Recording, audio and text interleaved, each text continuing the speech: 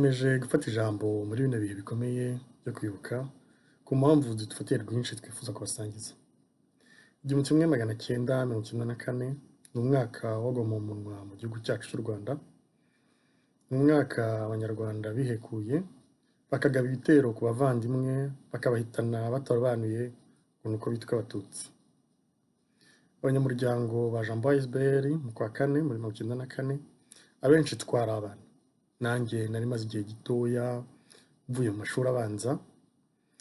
Amahano yagwira u Rwanda icyo gihe twarayabonye kandi na nyuma yaho twarayabwiwe. Umuryango wa Jambo wagira ngo byimazeyo ukomeze imiryango yarokotse n'ababuze ababo muri Jenoside yakorewe Abatutsi.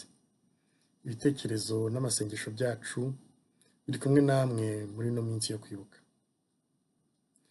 Umwaka wa 2026 tubereye umwaka wo gufatanya, wo gutabarana, wo kumva akababaro ka mugenzi wacu.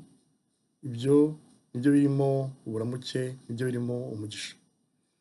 Kandi bibe bikomeye turimo by'icyorezo cya coronavirus biratwereka yuko ariyo nzira.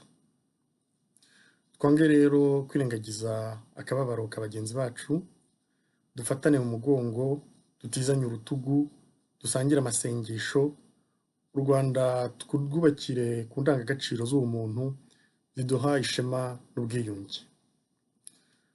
Twamagane abarwanya ubwiyunge bagamije inyungu zabo.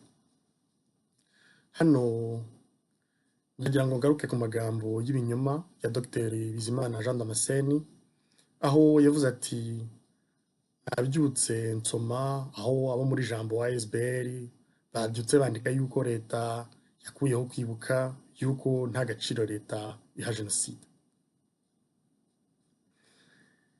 Muri Jambo twararebye ku mbuga zose twandikiramo, Jambo News, Facebook, Twitter, Instagram, ayo magambo ntigeze abaho. Twategereje yuko wenda yaba yasomye nabi akibeshya, ariko nyuma yongeyeho yuko n'abantu badusubije tukajya impaka ndende. Ibyo bintu ntibisobanutse, ibyo bintu ntabwo byigeze bibaho.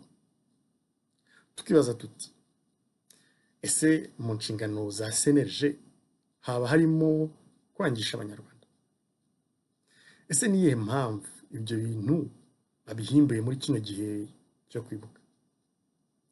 Ese ni gute umuntu uhagarariye CNLG ajya imbere ya televiziyo azi yuko hari miliyoni z'abanyarwanda ziri ku rundi ruhande, akazireba mu maso, akaziha porogaramu igendeye ku binyoma? Ndikumva amategeko adaha Dr. Bizimana uburenganzira bwo kubeshya bijyanye n'icyunamo. Ndemera yuko ibi binyoma Dr. Bizimana yagombye kubihanirwa. Aya magambo kandi yongeye kuvugwa na Minisitiri w'Umuco Madamu Rosemary Mbabazi, aho naho tukibaza tutese amagambo ahimbuye muri CNLG agera muri disikuru za guverinoma bigenze gute? Ese umuryango CNLG waba koko wigenga mu mikorere no mu nyungu, cyangwa ukurikira izindi nyungu zitari mu nshingano zaryo? Minisitiri Rosemary Mbabazi ntabwo yagarukiyeho, kuko yongeyeho avuga ati Jambo ASBL ipfobya Jenoside, ivuga yuko itabayeho. Aho ndagira ngo mbwire yuko umuntu wese wifuza kumenya icyo Jambo ASBL ivuga kuri Jenoside yakorewe Abatutsi, hari ahantu henshi ishobora kubibonera.